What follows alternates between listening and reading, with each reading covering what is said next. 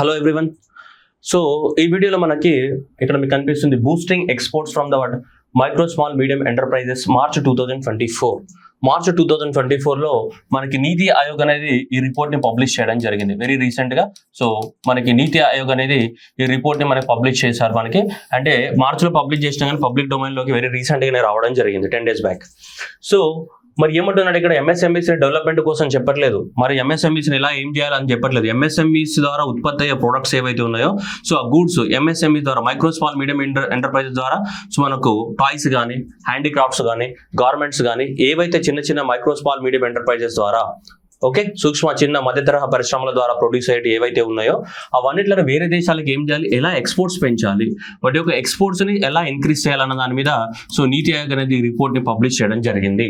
So వాటిని ఎలా promote చేయాలి దానికి ఒక 6 point ఫార్ములా ఇవ్వడం జరిగింది. అంటే ఒక 6 రికమెండేషన్స్ ఇచ్చింది. ఓకే, కానీ ఆ 6 రికమెండేషన్స్ కన్నా ముందు ఈ మైక్రో స్మాల్ మీడియం ఎంటర్ప్రైజెస్ యొక్క డెఫినేషన్ ఒకటి, నెంబర్ 2 వాటి యొక్క కాంట్రిబ్యూషన్ ఇండియాకి ఎలా ఉంది, ఇండియాలో మైక్రో స్మాల్ మీడియం ఎంటర్ప్రైజెస్ అనేది మన ఇండియన్ ఎకానమీకి ఎంత కాంట్రిబ్యూట్ చేస్తున్నాయి అనేది, these 2 aspects are very important. Third aspects India నుంచి ఎక్స్పోర్ట్స్ పెంచడానికి కోసం ఏం చేయాలి అనేది థర్డ్ ఆస్పెక్ట్. సో ఈ 3 ఆస్పెక్ట్ల గురించి మనం మాట్లాడుకుందాం వీటికి సంబంధించి ఇవి.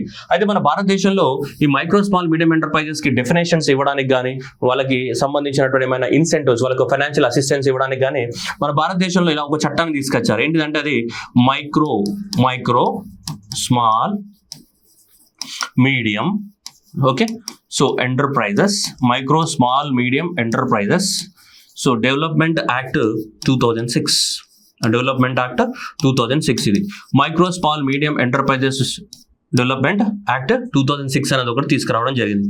MSME DA 2006 micro small medium enterprises development act 2006 అనేది ఈ చట్టాన్ని తీసుకురావడం అనేది జరిగింది. దేని micro small medium enterprises development act 2006 అనే చట్టాన్ని తీసుకొచ్చారు.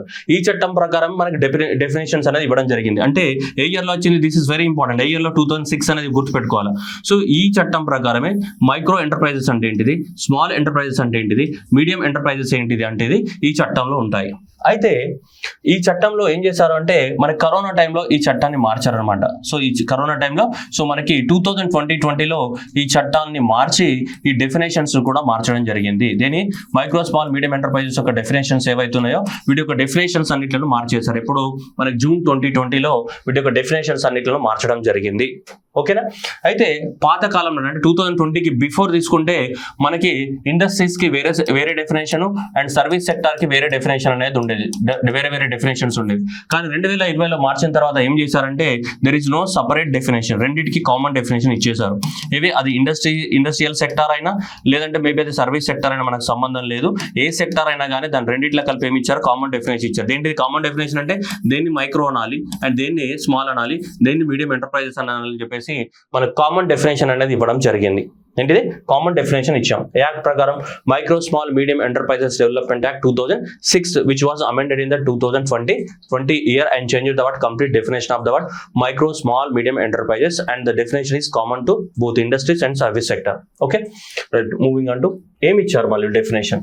సో డెఫినేషన్ మనకి సో 2020లో కరోనా టైంలో జూన్ 2020లో ఏం డెఫినేషన్ ఇచ్చారు, ఏ ఇయర్లో 2020లో మనకి ఎవరు ఫినాన్స్ మినిస్ట్రీ అనేది ఏం చేసింది, డెఫినేషన్ ఏం చేసింది మార్చడం అనేది జరిగింది. ఓకేనా, డెఫినేషన్ మార్చడం జరిగింది ఎవరు, ఫినాన్స్ మినిస్ట్రీ. ఓకే, ఇప్పుడు చూద్దాం.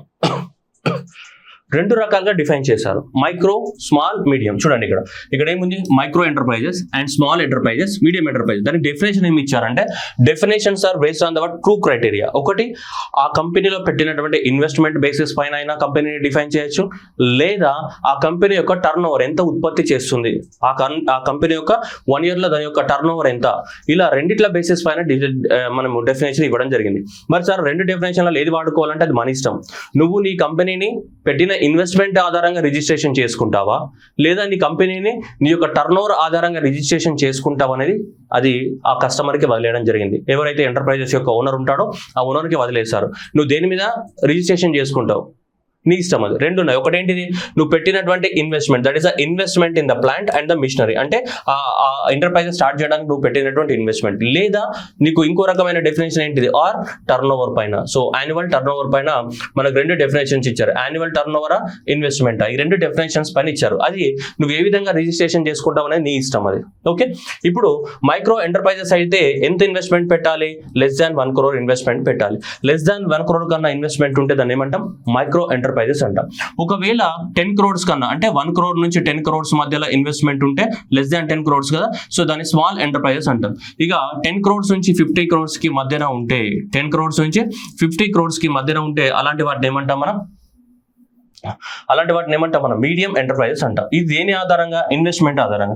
నెక్స్ట్ సెకండ్ ఏంటిది, టర్న్ ఓవర్. ఏంటిది, యాన్యువల్ టర్న్ ఓవర్ ఆధారంగా, ఎంత ఉత్పత్తి జరుగుతుంది. టర్న్ ఓవర్ ఆధారంగా తీసుకుంటే వాళ్ళ టర్న్ ఓవర్ అనేది 5 కోట్ల కన్నా తక్కువగా ఉంటే కంపెనీ టర్న్ ఓవర్, అప్పుడు దాన్ని ఏమంటాం, మైక్రో ఎంటర్ప్రైజెస్ అంటాం. ఒకవేళ 5 నుంచి 50 కోట్ల మధ్యలో ఉంటే, ఆ టర్న్ ఓవర్ అనేది ఏంటిది 5 నుంచి 50 కోట్ల మధ్యలో ఉంటే ఏమంటాం, దాన్ని స్మాల్ ఎంటర్ప్రైజెస్ అంటాం. లేదా మీడియం ఎంటర్ప్రైజెస్ అంటే ఎంత, 250 కోట్లు, 250 కోట్లు అనేది ఉండాలి. ఓకేనా, సో అది మీరు చాలా జాగ్రత్తగా గుర్తుపెట్టుకోవాలి, లేదంటే ఎగిరిపోతాయి, ఎగ్జామినేషన్లో ఎగిరిపోతాయి. సరే, ఇది చూడడానికి కొంచెం కన్ఫ్యూజన్ గా ఉంది కదా, ఇదంతా కూడా చూడడానికి ఏముంది, మైక్రో స్మాల్ మీడియం ఎంటర్ప్రైజెస్ ఏదైతే ఉందో ఇది చూడడానికి కొంచెం కన్ఫ్యూజన్ గా ఉంది. అయితే దీన్ని మనం రాద్దాం. ఎలా రాసుకుందాం అంటే, మీకు ఎగ్జామినేషన్లో మీరు కన్ఫ్యూజ్ అవుతారు.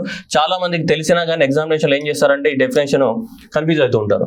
ఒకసారి కన్ఫ్యూజ్ అవ్వకుండా ఇలా గుర్తుపెట్టుకుందాం, మైక్రో స్మాల్ నెక్స్ట్ ఏంటి, మీడియం ఎంటర్ప్రైజెస్ ఉన్నాయి, మైక్రో స్మాల్ మీడియం ఎంటర్ప్రైజెస్ ఉన్నాయి.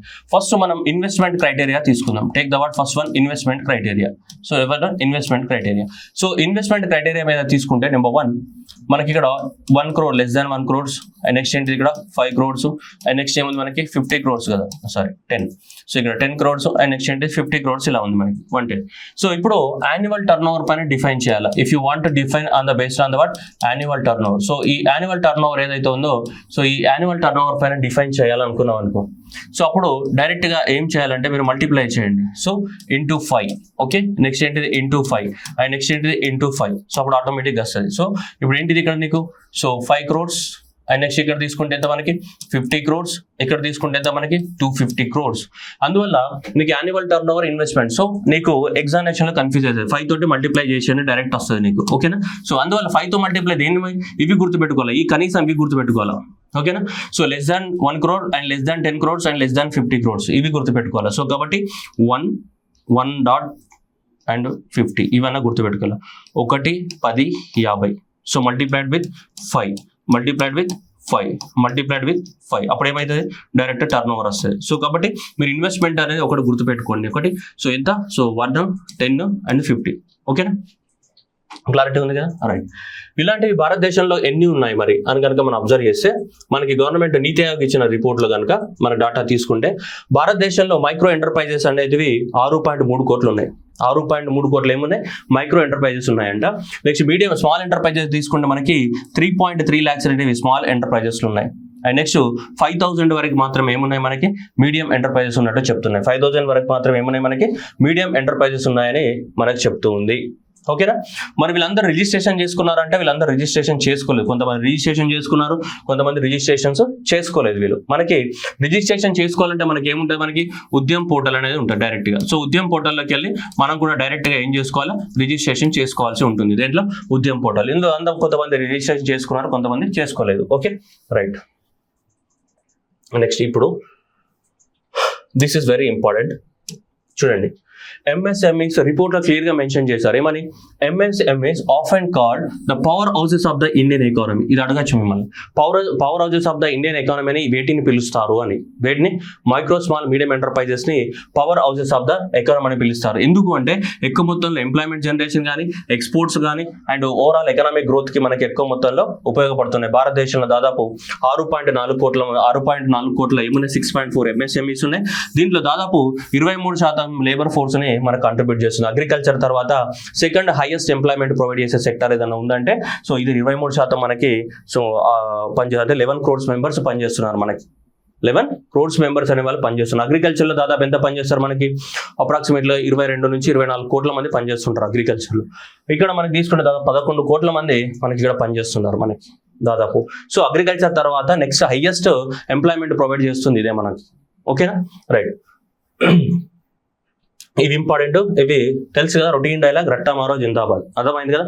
ఇవి ఖచ్చితంగా ఏం చేయాలి, రట్టా కొట్టాలి. ఎగ్జామినేషన్ లో ఇవి అడుగుతాడు. Which of the following correct regarding the word micro small medium enterprises కి సంబంధించి ఏమి అని అడుగుతాడు. ఇప్పుడు భారతదేశంలో మొత్తం కూడా మైక్రో స్మాల్ మీడియం ఎంటర్ప్రైజెస్ ఎన్ని ఉన్నాయంట, 6.5 crore అనేటివి, 6.4 crores అనేటివి మైక్రో స్మాల్ మీడియం ఎంటర్ప్రైజెస్ అనేవి ఉన్నాయి భారతదేశంలో. Number 1 point.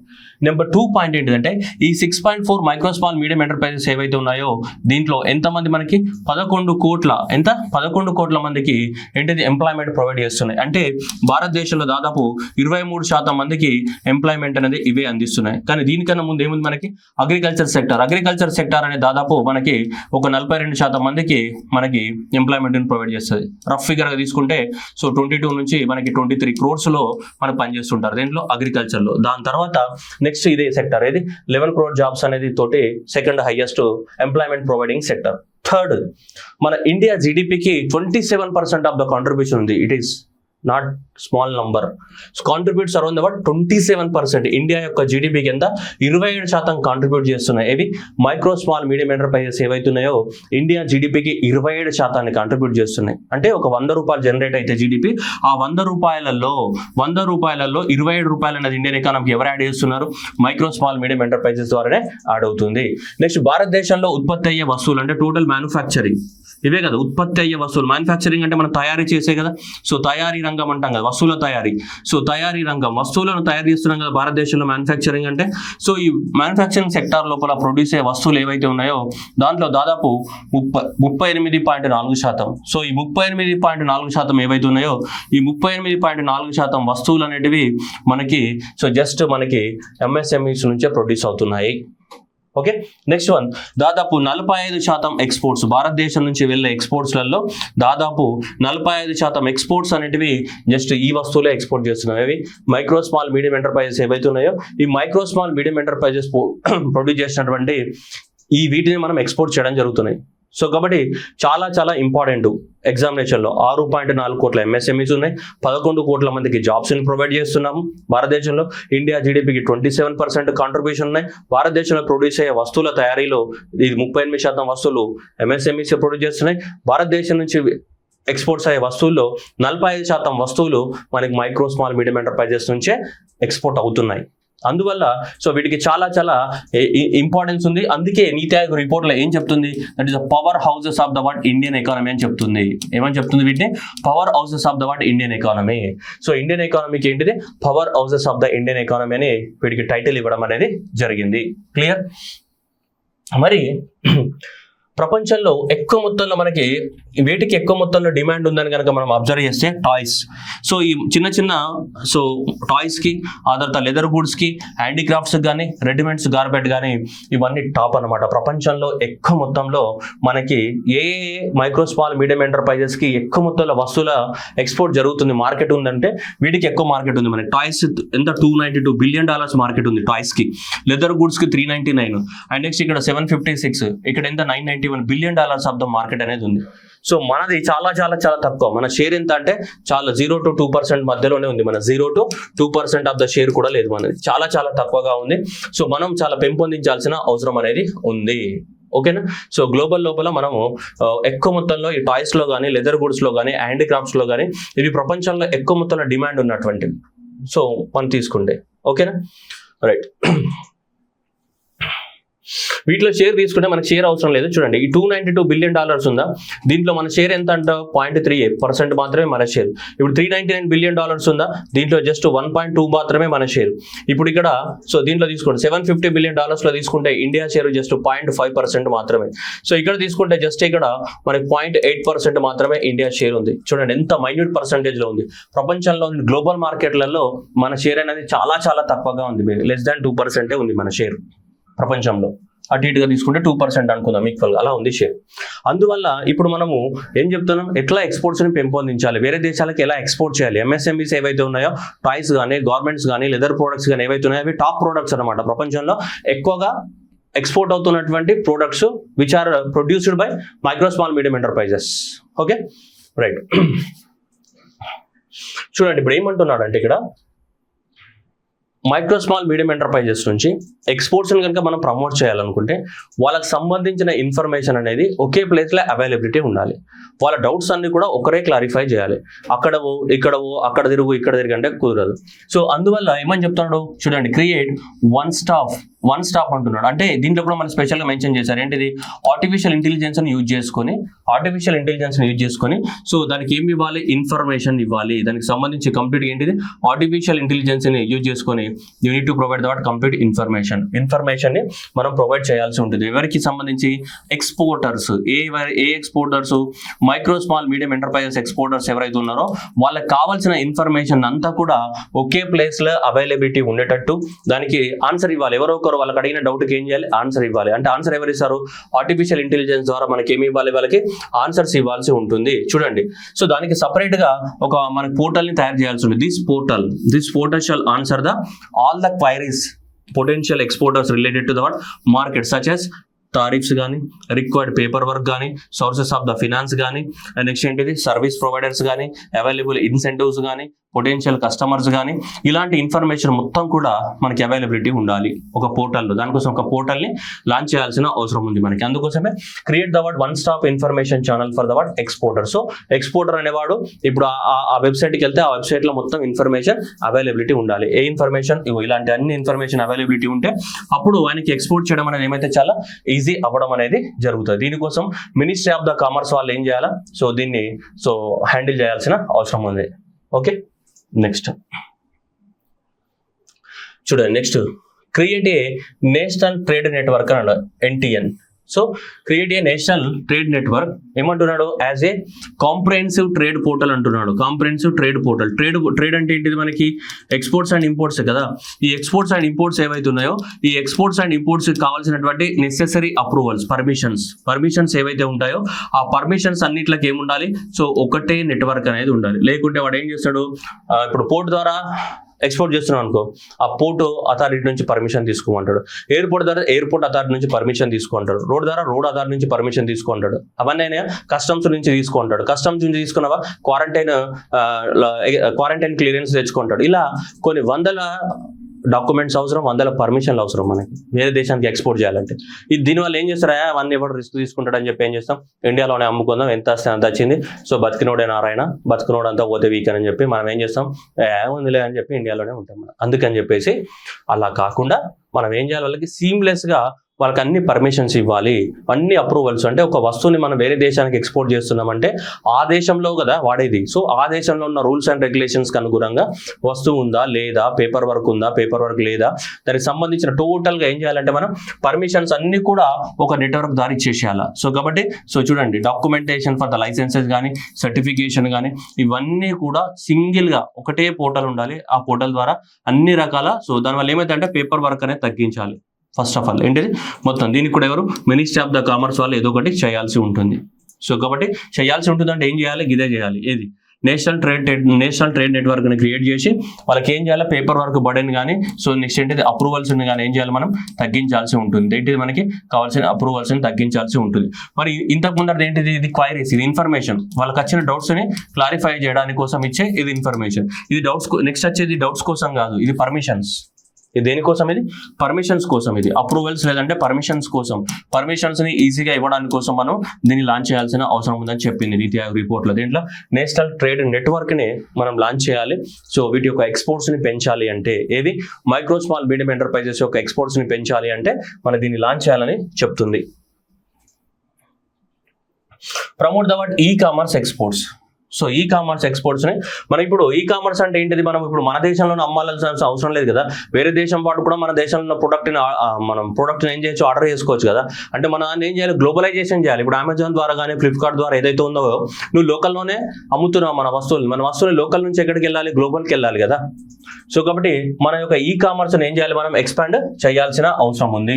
సో వేరే దేశాలకు కూడా ఏంటిది, మనము MSMEస్ని ఏం చేయాలి, మనం ఎక్స్పాండ్ చేయాల్సి ఉంటుంది అని అడుగుతున్నాయి. చూస్తే మనకి చూడండి ఇక్కడ చూడండి, టాప్ ఈ-కామర్స్ ఎక్స్పోర్ట్ కేటగిరీస్, అపరెల్స్ కానీ, టీ కానీ, సో నెక్స్ట్ జ్యువెలరీ కానీ, హెర్బల్ ప్రొడక్ట్స్ కానీ, హెయిర్ మాస్క్స్ కానీ, హోమ్ డెకర్స్ కానీ, ఎసెన్షియల్ ఆయిల్స్ కానీ, టాయ్స్ కానీ, ఇవన్నీ కూడా ఏంటి అంటే ప్రపంచంలో ఎక్కువ మొత్తంలో టాప్ ఏంటిది ఈ-కామర్స్. అంటే ఆన్లైన్లో కొనుక్కుంటున్నారు అనమాట. ఎక్కువ మొత్తంలో వస్తువులు ఏంటిది ఈ కామర్స్ ఆన్లైన్లో మనకు కొనుక్కుంటున్నారు. సో ఈ వస్తువులని మనం కూడా ఎక్స్పోర్ట్ చేయడానికి కాన్సన్ట్రేషన్ చేయాలి. ఇప్పుడు మన భారతదేశంలో ప్రొడ్యూస్ అయ్యే వస్తువులు మన ఇండియాలోనే అమ్ముకుంటున్నాం తప్ప వేరే దేశానికి ఎక్స్పోర్ట్ చేస్తున్నాం. ఏంది ఆన్లైన్లో కొనుక్కునేంత కెపాసిటీ ఉందా? చాలా 1% కూడా లేదు మనకి.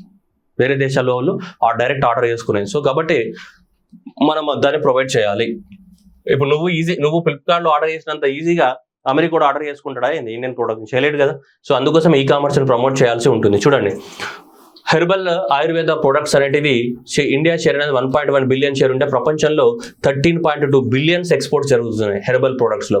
వుడ్ ప్రొడక్ట్స్ కట్టెతో తయారు చేసిన వాటిలో ఇండియా షేర్ అనేది 2.3 బిలియన్స్ ఉంటే ప్రపంచంలో షేర్ మొత్తం గ్లోబల్ ఎక్స్పోర్ట్స్ $152 బిలియన్ ఉన్నాయి. హ్యాండీక్రాఫ్ట్స్ 1.1 బిలియన్ ఇండియన్ ప్రొడక్ట్స్ అయితే మొత్తం ప్రపంచంలో $110 బిలియన్ లో బిజినెస్ జరుగుతుంది.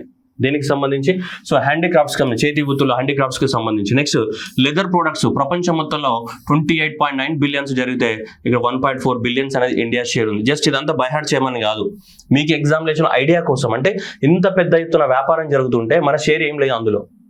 ఎందుకు లేదంటే మనం ఈ కామర్స్ ఏం చేయట్లేదు, ప్రమోట్ చేయట్లేదు.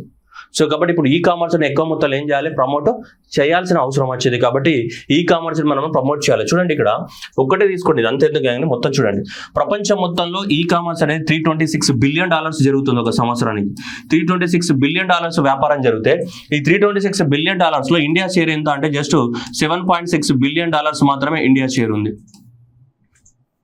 అంటే ఎంత మైన్యూట్ పర్సెంటేజ్లో ఉందో మీరు ఆలోచించండి, చాలా తక్కువ పర్సెంటేజ్లో. కాబట్టి మనం ఎక్కువ మొత్తంలో ఈ కామర్స్ ఏం చేయాలి, పెంపొందించాల్సిన అవసరం ఉంది. Next one, promote the what is merchandise exports. అంటే గవర్నమెంట్ అనేది ఎక్స్పోర్ట్ కి సంబంధించి ఏంటి మనకి రూల్స్ అన్నిట్లను కూడా కొంచెం రిలాక్సేషన్ ఇస్తూ ఈజ్ ఆఫ్ డూయింగ్ బిజినెస్ ని పెంచాలి. వాళ్ళకున్న హడిల్స్ అన్నిట్లను ఏం చేయాలి, తొలగించాలి. Improving the what is of doing business. Is of doing business ఏం చేయాలి, పెంచాల్సి ఉంటుంది. సో పెంచితే ఆటోమేటిక్ ఏమైతే ఎక్స్పోర్ట్స్ అనేటివి సో మనకి పెరుగుతూ ఉంటాయి. ప్లస్ కొన్ని వాళ్ళకి రూల్స్ని కూడా ఏం చేయాల్సి వస్తుంది, రిలాక్సేషన్ చేయాల్సి వస్తుంది. అండ్ వీళ్ళకి ఇచ్చే పర్మిషన్స్ ఏవైతే ఉంటాయో సో ఆ పర్మిషన్స్ కూడా మనకి టైం బౌండ్లో ఇవ్వాలి. వీళ్ళకి కావాల్సినటువంటి ఎక్స్పోర్టర్స్కి వచ్చినటువంటి పర్మిషన్స్ ఏవైతే ఉంటాయో అవి టైం బౌండ్ మేనర్లో ఇవ్వాలి. వాళ్ళకి కావాల్సిన ఇన్సెంటివ్స్ ఏవైతే ఉన్నాయో అవి కూడా కరెక్ట్ టైంలో ఇవ్వాలి. వాళ్ళకి కొన్ని రూల్స్ని ఏం చేయాలి, రిలాక్సేషన్ చేయాలి, మరీ మొండిగా ప్రవర్తించకూడదు. సో అట్లయితే ఎక్స్పోర్ట్స్ ఏం పెరగవు మనకి. సో అందువల్ల సో ఇవన్నీ చేయగలగాలి. ఇవన్నీ చేసినప్పుడు ఏమైతే మనకి ఎక్స్పోర్ట్స్ అనేవి పెరుగుతూ ఉంటాయి.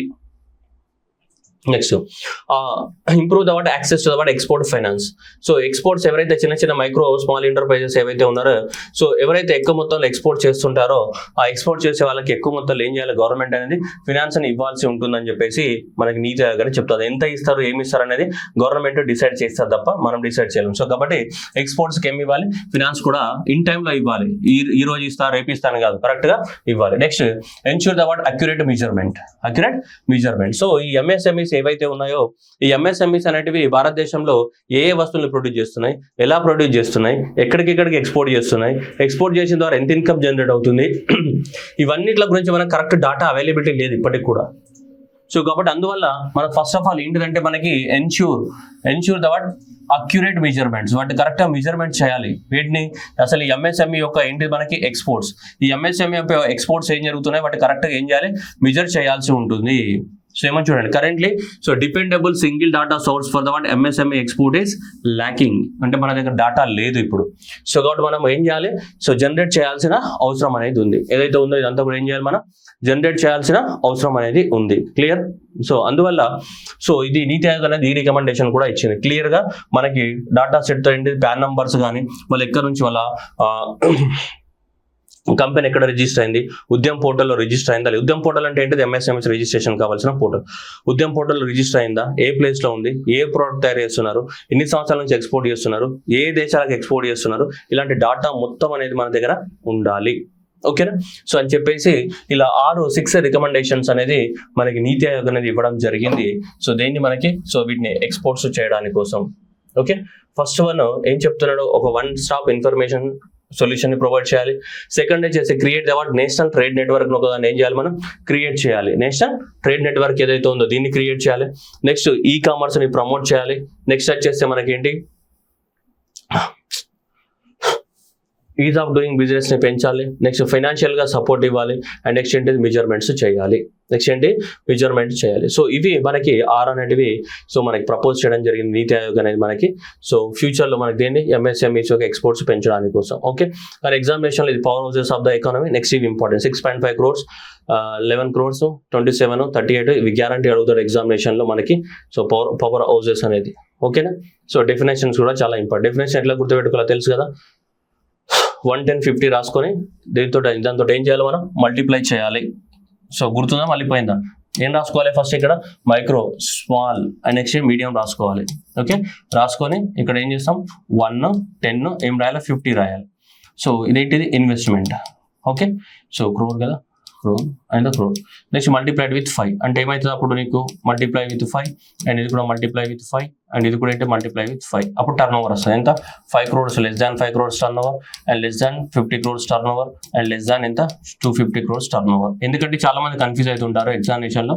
సో కాబట్టి డెఫినేషన్స్ వచ్చి ఇదే డెఫినేషన్ స్టేట్మెంట్ రూపంలో ఇచ్చి ఎగ్జామినేషన్ లో కన్ఫ్యూజ్ చేస్తుంటాడు. సో కాబట్టి జాగ్రత్తగా గుర్తుపెట్టుకోండి, ఇవంతా కన్ఫ్యూజ్ అవుతుంది మీరు డైరెక్ట్. అందువల్ల direct రట్టా మారో 1, 10, 50 1, 10, 50 then multiplied with what 5.